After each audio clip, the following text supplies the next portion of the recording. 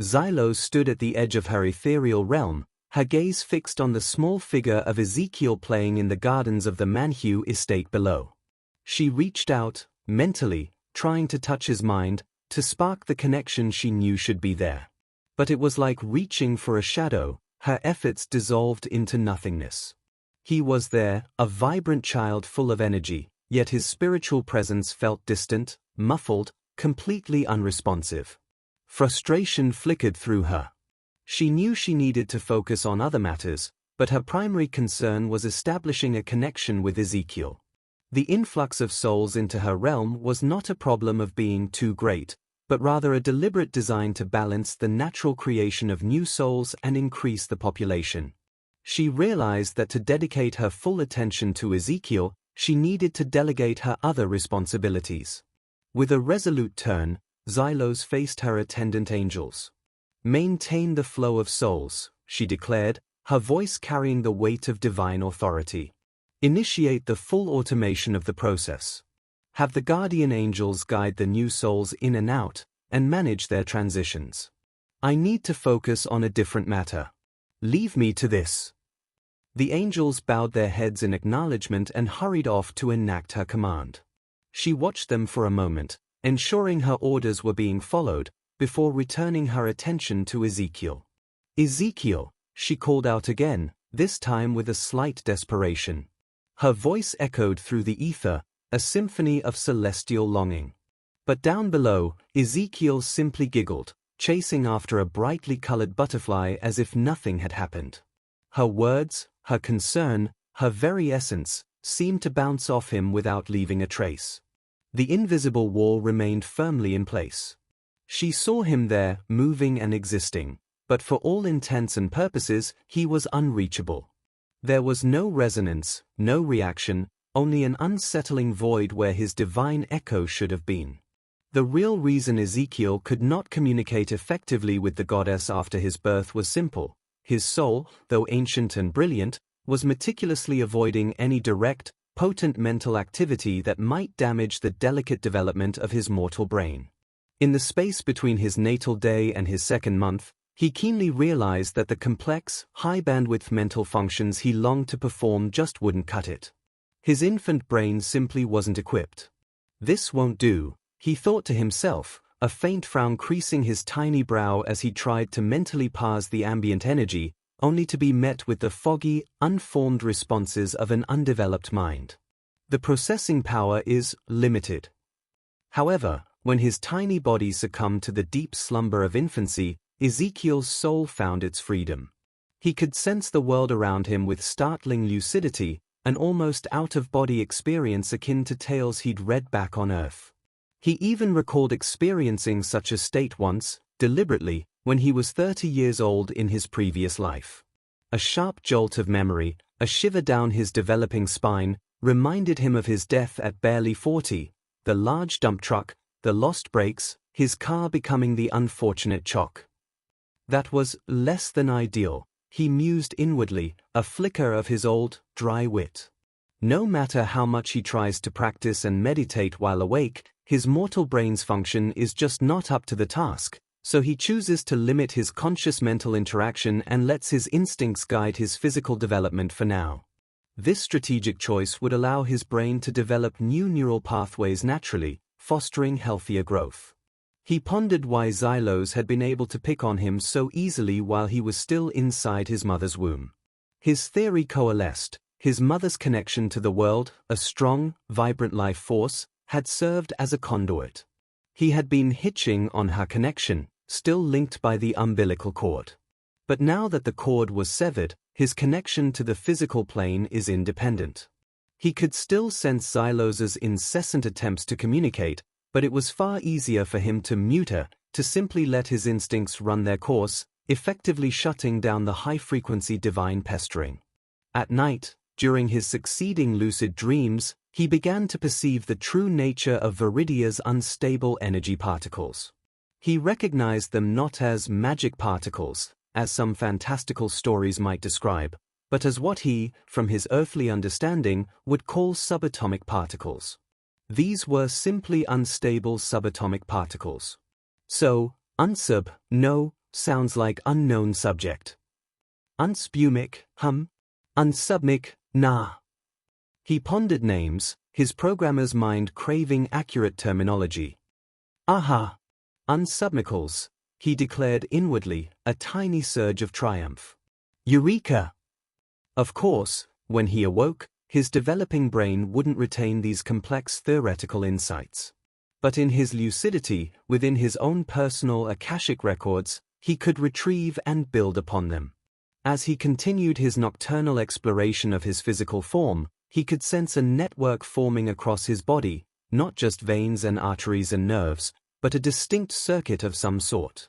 Every time he went to sleep and focused on sensing his body, he could feel these unsubmicals coursing through these emerging pathways. This is what Rosh taught him to do, a systematic training of his mortal system to accept and contain more of these unsubmicals. On Earth, they might call these magic circuits or the mana flow, but here, Ezekiel was developing his own, uniquely logical understanding. It was on his 6th day that he was brought to the local temple and formally registered. The temple, in this theocratic system, was deeply intertwined with the government, its leaders chosen by the gods and serving as both spiritual and temporal guides, with a hierarchy of subordinate priests.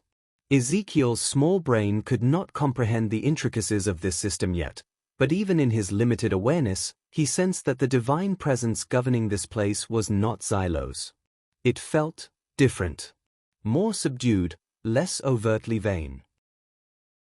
The Manhwa estate settled into a rhythm of gentle prosperity and quiet joy, marked by the rapid growth of its youngest son, Ezekiel. In the mortal realm of Viridia, the years rolled by, each season painting the Ethelgard plains with fresh hues. For Ezekiel, these were years of profound internal recalibration, a systematic unraveling of his new physical existence, observed and analyzed through the lens of a programmer's mind. He learned to speak, not in the charming babble of most infants, but with a startling clarity that often left his nursemaids exchanging bewildered glances. His first complete sentence, uttered at barely a year and a half, was a perfectly enunciated. The angular trajectory of the fallen wooden block suggests insufficient kinetic energy for the desired displacement.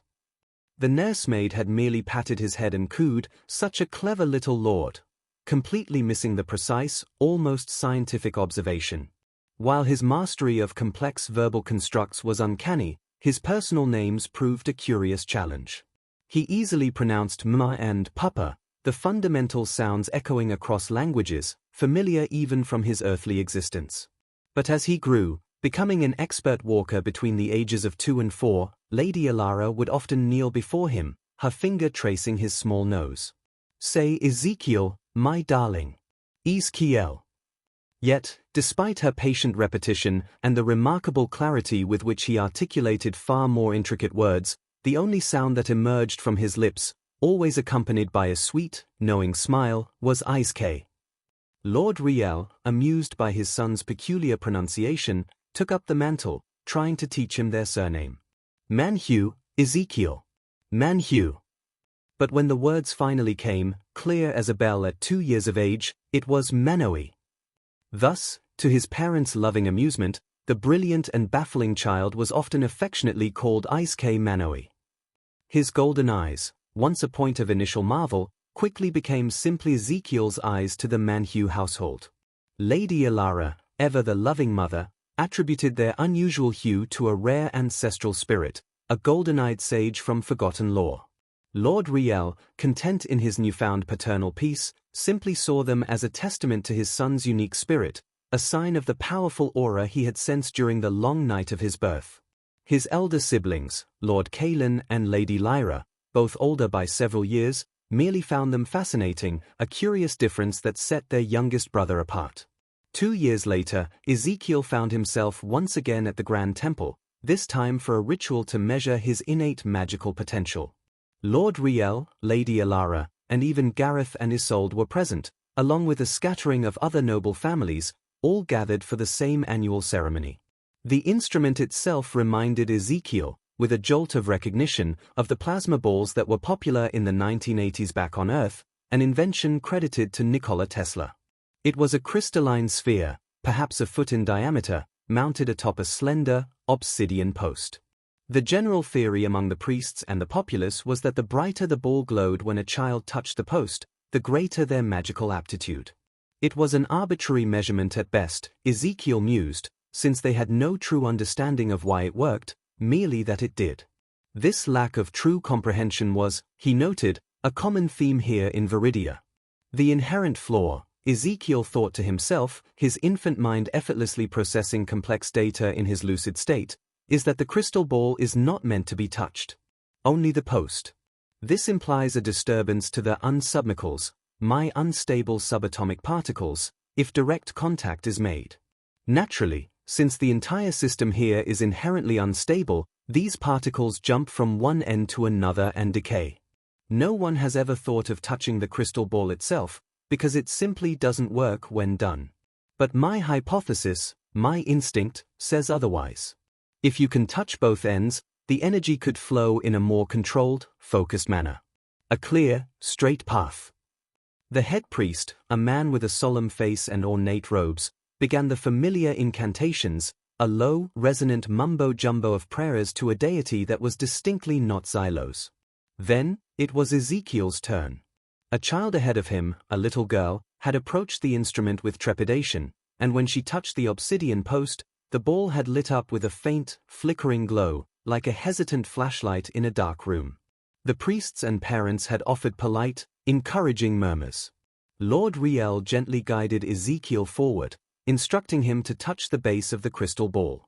Ezekiel, however, knowing what he instinctively wanted to try, did not just touch the post. As his tiny hands grasped the base, he simultaneously, and with deliberate intent, reached out his other hand and placed it firmly against the smooth surface of the crystal sphere itself. A gasp rippled through the small house, which was perhaps 2 feet in height, housing the crystal ball and its base. The small door the priest had opened for entry now framed a scene of unexpected brilliance. The crystal ball, upon Ezekiel's touch, did not merely glow like a flashlight. It blazed. A focused, coherent beam of golden light shot out from within the sphere, following the line of his arm, striking his hand placed upon the crystal itself. As he moved his hand, the beam followed, bending with impossible precision, creating a spotlight on the lower part of the house. He could clearly see the plasma at the base, vibrating with an incredibly strong frequency, allowing the light to be projected with such intensity and control. It was not just bright, it was directed. No one had ever seen the instrument behave this way. Amazement, bordering on shock, silenced the observers. They exchanged wide-eyed glances, utterly bewildered. The priest, momentarily stunned, quickly recovered and began to guide Ezekiel away. A truly unique manifestation, Lord Manhwa. A prodigious talent indeed, he stammered, attempting to maintain decorum. But nobility, as Ezekiel had already learned, held sway. Lord Riel, a proud smile breaking across his face, more commanded than asked, "Priest, if you would be so kind, try it yourself. Touch the ball as my son did." The priest, still visibly shaken but compelled by Lord Riel's authority, hesitated for a moment before replicating Ezekiel's unusual two-handed grip. He touched the base and then the sphere. The ball glowed, certainly, much brighter than the other children's attempts, but it lacked the focused intensity, the controlled beam that Ezekiel had produced. His was a diffuse, if strong, light. The priest's eyes widened further. He had never even conceived of such an interaction with the sacred instrument. He was truly amazed, though his own result was not as bright as Ezekiel's radiant display.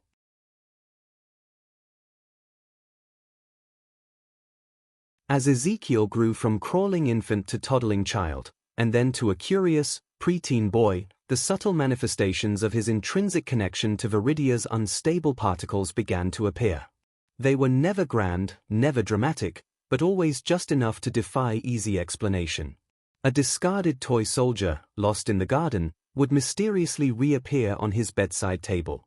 A stubborn knot in a piece of rope, resisting all attempts to untie it, would suddenly loosen in his small hands.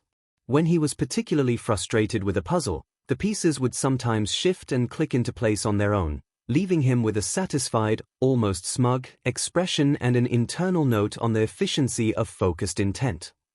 These occurrences were easily dismissed by the adults as coincidence, fortunate happenstance, or the result of a child's vivid imagination.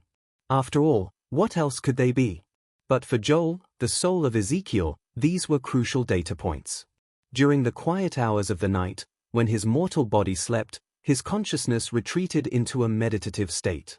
He probed the very essence of his new form, understanding the intricate pathways of its nervous system, the delicate balance of its internal organs, the flow of chi or mana, as the Viridians called it, through his meridians. He was performing a complex, internal systems analysis, meticulously mapping his physical limitations and potential, just as Roche had instructed. Each accidental magical flicker was a new variable, a new line of code in the vast program of his own being. He was, in essence, debugging his own existence absolutely. As he grew older and started to make sentences, of course he had to learn the language. Here you can say that it would translate to: the angular trajectory of the fallen wooden block suggests insufficient kinetic energy for the desired displacement. But no one understood it, he didn't care. This was when he was 3 years old, and from there he learned the culture of the world he is now living in. Many people model their behavior after others. However, some individuals must forge their own way due to a lack of examples. Ezekiel's older brother and sister possessed unique abilities to manipulate elements. His eldest brother, who was 6 years older, had remarkable skill with earth magic, surpassing even more experienced individuals. He could construct and project walls of earth. His sister, 3 years his senior, controlled fire, a rare ability beyond basic fire starting. She was able to manifest fireballs, though not with lethal force. Their father wielded wind magic, enhancing his archery by making arrows incredibly swift and maneuverable. He was also a master of martial arts and swordsmanship. Their mother had dual elemental abilities of earth and fire, focusing her skills on crafting intricate porcelain art. Growing up, Ezekiel observed his family's extraordinary talents and training. "Wow," Ezekiel whispered, watching his brother effortlessly summon a wall of earth. The wall compacted, then shot forward, sending a cascade of pebbles across the training field. "How do you do that?" His brother grinned. "Practice, Isekay. Lots and lots of practice." Their sister, Lyra, approached, a small flame dancing in her palm. "Don't get too impressed. Wait until you see me make a proper fireball." "You always say that," Ezekiel retorted, but his eyes were wide with admiration. Lyra's fire magic was different from the everyday fires. It was brighter, more intense. Later that evening, as Ezekiel watched his father nock an arrow, he was mesmerized by the way the wind seemed to guide it. The arrow flew with incredible speed, curving slightly mid-air. "Papa, can you teach me to do that?" Ezekiel asked. His father smiled. "In time, Isekay. Wind magic requires patience and control." In the house, their mother was working at her pottery wheel, the clay molding under her hands. Occasionally, a spark would flare up, helping to harden the piece. "Mom, your creations are amazing," Ezekiel said, marveling at the intricate designs. His mother chuckled. "It's just a little bit of earth and fire, Isekay. Nothing like your siblings' talents." But Ezekiel knew better. He saw the dedication, the hours of practice, the unique connection each member of his family had with their respective elements. It made him wonder what, if anything, he would be able to do. He had examples to follow, yet he knew he would also need to find his own path. The late afternoon sun cast long shadows across Ezekiel's room. He sat cross-legged on the floor, a worn notebook open before him, a stubby pencil clutched in his tiny hand. The sounds of his siblings practicing their elemental magic drifted in from the gardens, a symphony of crackling fire and rumbling earth. Ezekiel ignored it, his brow furrowed in concentration. "Okay," he murmured to himself, his voice a low, serious tone that seemed at odds with his cherubic face. "SWOT analysis. Me." He carefully drew 4 boxes on the page, labeling them: strength, weakness, opportunities, and threats. "Strengths," he wrote slowly, his tongue sticking out slightly as he formed each letter. "Ancient soul. High processing power when asleep." He paused, thinking. "Good at observing.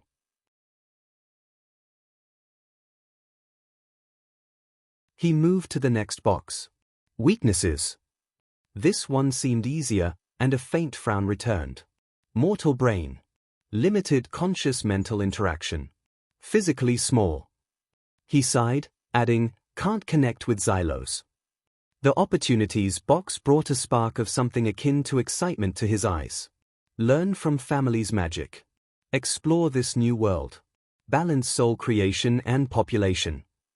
He tapped the pencil against the page. Maybe find a way to use full mental capacity while awake.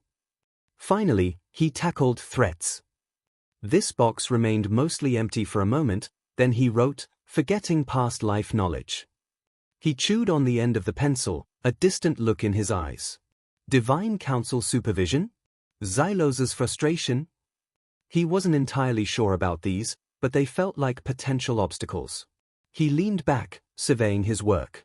It wasn't perfect, the handwriting was messy, and the points were brief, but it was a start. He had identified the key factors in his current existence. Now, he just needed to figure out how to navigate them. The sounds of his family's magic seemed to take on a new meaning, not just as displays of power, but as potential pathways for his own development. The late afternoon sun slanted into Ezekiel's room, painting the walls with long, distorted shadows. The sounds of his siblings practicing their elemental magic echoed from the gardens, a mix of crackling fire and rumbling earth. Ezekiel was oblivious, completely absorbed in his thoughts. He clutched a piece of charred wood from the fireplace, his brow furrowed in intense concentration. He moved to the wall near his bed, the smooth surface a blank canvas for his chaotic thoughts. Okay, he muttered to himself, his voice low and serious. Swat. Me. He couldn't help it, it was like an instinct. Ideas and concepts just needed to come out, be made visible. He began to scratch the charcoal against the wall, leaving dark, uneven lines. In one section, he scrawled, strengths. Beneath it, he wrote, ancient soul. High processing sleep. Good see. He paused, staring at his work. It looked messy, but it made sense to him. Moving to another part of the wall, he wrote, weak. The word was larger and more heavily emphasized. Mortal brain. No talk good. Tiny. He sighed and added in a smaller scrawl, Xylos no listen. The opportunities section was written with more energy. Learn fire earth wind. See new world. More peeps. He jabbed the charcoal at the wall, adding, brain big later. Finally, he came to danger. This was written with a bit more caution. Forget all thing. He chewed on the end of the charcoal, thinking hard. Big people watch? Xylos mad. He wasn't sure, but it felt like these things might be trouble. He stepped back, looking at the wall now covered with his scribbles. It was messy, far from perfect, but it was there. His strengths, weaknesses, opportunities, and threats, all laid out for him to see. The sounds of magic outside faded into the background as he stared at his makeshift analysis, already thinking about what to do next. The wall, smudged and covered in dark marks, felt like a map of his young and complicated existence. The soft afternoon light streamed into Ezekiel's room, illuminating the charcoal scribbles that now adorned one wall. A young servant girl, no older than 10, entered carrying a neatly folded pile of his small clothes. Her eyes widened in shock at the sight of the wall. Dark, sprawling marks covered the smooth surface, looking to her like some kind of strange, indecipherable script. Her initial startlement quickly turned to fear. Defacing the walls was a serious offense. She hastily set down the clothes and scurried off to find Lady Alara, her words tumbling out in a panicked rush. My lady! Lord Ezekiel, his writing on the wall. With charcoal. It's terrible. Lady Alara, mildly curious, followed the girl back to Ezekiel's room. She stepped inside and surveyed the scene. Her initial reaction was indeed a flicker of irritation. Markings on the wall? Really? But then she took a closer look. The symbols, the patterns, they weren't simply random scribbles. They seemed deliberate, organized. However, to her eyes, it was complete gibberish. She could see that there was a strange series of marks, some looking like the odd shapes on ancient pots, others seeming to repeat. There were clusters of these marks, then spaces, then more clusters, but she could make no sense of it. It was as if some strange, unknown hand had covered the wall with meaningless doodles, yet somehow, the doodles seemed to follow a consistent, albeit alien, structure. Ezekiel, oblivious to the commotion he'd caused, was adding another line, his brow furrowed in concentration. Lady Alara noted the repeating patterns of the shapes as he added them, lines that curved and others that were straight, and other symbols that looked like squares and triangles and a combination of them all. "Ezekiel, what have you done?" she asked, her voice a mixture of mild exasperation and intrigue. Ezekiel stopped, turning to face her with a bright, innocent expression. "My writing," he said simply, as if that explained everything. "Like Papa." He had seen his father poring over scrolls and writing in journals, and in his young mind, he was simply doing the same. Lady Alara's initial annoyance dissolved into amusement. "Your writing," she repeated, a smile tugging at her lips. It was certainly writing of a sort, albeit utterly incomprehensible. It was a mass of lines and shapes that looked like it had been carved from ancient tablets, with strange repeating structures that suggested more than simple doodling. "It's interesting," she decided, a flicker of curiosity in her eyes. Then, a thought struck her. Perhaps this was an opportunity. He clearly had an inclination for writing, even if it was a strange and bewildering form. "Ezekiel," she asked, kneeling so she was at eye level with him, "would you like to learn how to read and write? Properly, I mean." Ezekiel's eyes lit up. Reading and writing? It sounded fascinating. Plus, it would surely help him understand the world he found himself in. "Yes," he exclaimed, nodding vigorously. Lady Alara smiled warmly. "Then we shall begin. It's important to know the world we live in, and how to communicate in it." And with that, she resolved to guide her youngest son, not just in the ways of their household, but in the ways of the wider world, starting with the fundamental skill of language.